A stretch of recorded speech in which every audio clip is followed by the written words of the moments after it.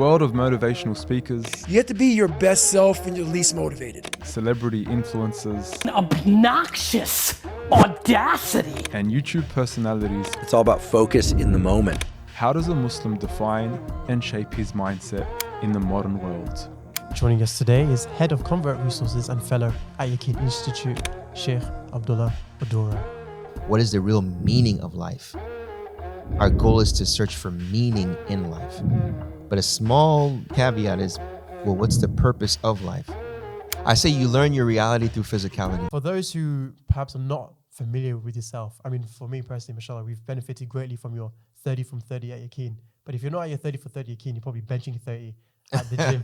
Mashallah, probably more. 30 sets, not 30 30 kilos. not 30 don't. kilos. But for our audience at home, inshallah, Sheikh, tell us a little bit about yourself. I understand that you are first generation Ghanaian.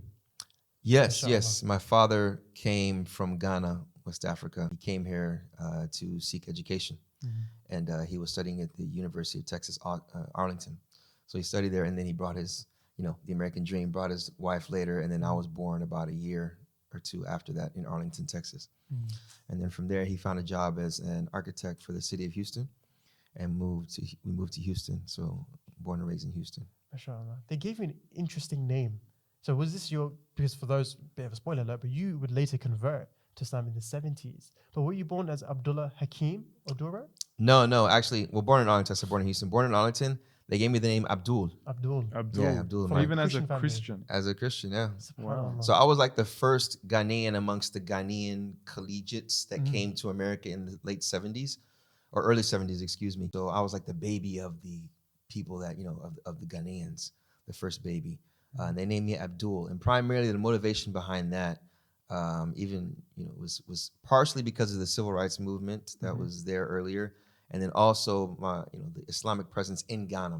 My mother and father had friends that were Muslim and they liked the name. So Wow. my brother's name is Rashid, sister's name is Mashallah. Sakina. Wow. Allahu Akbar. So you've got Tranquility. these Islamic names, even though in Christian families. Yeah. You mentioned something about the civil rights movement. So what connection would Abdul have to the civil rights movement? Yeah, so I mean, you have Abdul Malik, but they'll see Abdul and it's kind of not complete, but it's still the effect of the culture and So like recognition. Malcolm X, would you say Malcolm X? Well, no, because at that time, you would find even the remnants of it, because some of them like Mustafa, Bilal.